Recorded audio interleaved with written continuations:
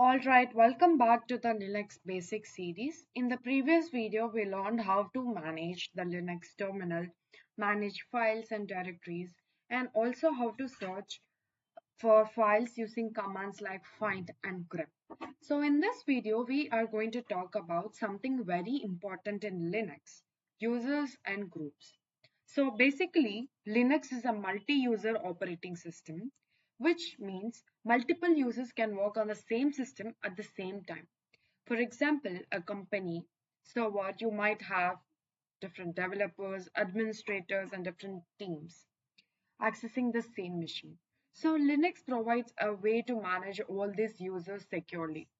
So in this video, we'll learn how to create users, create groups, add users to groups, and also how to give someone root or admin access. So before that, let's check who is our current user. So as I told you, if you want to set up a virtual Linux machine, you can have this. So it's basically labx.io labs, which will provide you a free Linux online setup. And if you want a detailed set of documentation for everything, for all the videos till now I've posted, I will link all these things in that particular video in that particular description. So please don't forget to go check them out so that you don't forget on the commands we just went through in our videos. So okay, coming back to our video, checking current user. So first let's check which user we are logged in as. So for that, we give who am I. So the user's name is Lavex. So this will currently print the current username. For example, okay. Now, before creating users, you need to understand something called the root user. The root user is basically the super user of the system, like the super user. This user has complete control over Linux. This root user can install software, create users, delete users, modify system files, change permissions. So root is the most powerful account in Linux. So now if I want to switch to root user, as I told you, now if you want to switch to root user, you can use the command sudo su. So now I will go to sudo su. See, you can see that root at the rate like this, something like this. Now, but to do this, your user must already have sudo privileges. Okay. So before, like, if this user is particularly added into your sudo only, then you will be able to switch to a sudo user. Okay, that's something different. We will discuss further on. Now, let's say I want to create a new user. Now, let's create a new user. The command for this is useradd. See, useradd John. So I just copy this command and paste it here. So I need not use sudo because I'm already here. Okay. So I'll just give, sorry. Okay. Now I can see this. Now this will create a new user called John on the system. But right now this user does not have password yet. So how can I set password for this user? To set a password for the user, we use the password command. So for that, you will put passwd John. Right now it is asking. So now what I'll do is I'll just for now give the password as John only, just for the sample sake. So now I can see password updated successfully.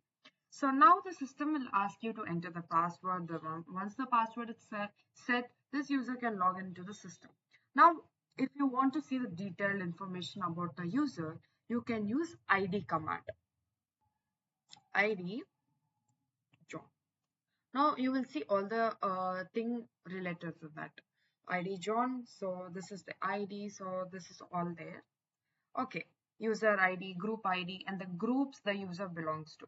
Now, I've talked about groups the user belongs to. Now let's talk about groups. Groups are used to manage permissions for multiple users. Instead of giving permissions individually to each and every user, we will create a group and then add user to that group. For example, a company might have a group called developers. A company might have a group called administrators. So now I want to add this user into a developer group. So to create a group, we use the command groupadd. So what I'll do is group add developers. Now this will get created. So now I want to add this John user to this particular group. How can I do that? User mod a g developers John. Correct. Let me quickly explain this command. User mod means modifying a server. A means append. This small a means append. You're appending into that group. So basically we're adding the user to a group. So verify user groups. To confirm whether the user was added into the group or not, we can run the group command. See, I told you how to check the user information, how to check groups of a user. How to check the groups of a user, we will execute this command. So now I want to verify user groups. So what I can do for that is I'll give this command groups John. Now you can see John is belong to developers group. If everything worked correctly, you should see developers in this list. Now giving root or admin access. How can you give that? How to give user root or this access. Now let's say you want a user to have administrative privileges. In Linux, we usually do this by adding the user to the sudo group. So as I told you, sudo is the super system, like super privilege that a system has. You can do whatever you want to the system. How can I give that? To give admin access to the user, we will run this command. So as I told you, similar one only. Instead of developers, now I'll add him into sudo group. So there will be already sudo group existing. So you can just add them. Now I will again check what are all the groups that does John belong.